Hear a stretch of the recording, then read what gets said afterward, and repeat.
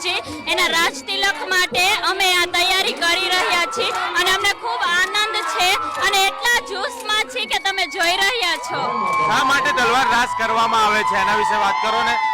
આ તલવાર રાસ નથી, અમારા ક્ષત્રિયાણીઓનો એક આન માન અને શાન છે. આ અમારી શક્તિ છે, એટલે અમે ફૂલ ઉત્સાહ અને ઉમંગથી આ રાસ કરી રહ્યા છીએ.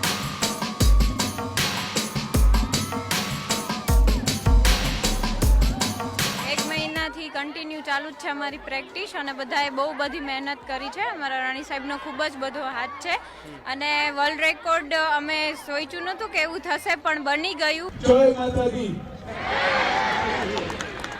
Pleasure to officially recognize a new Guinness World Record.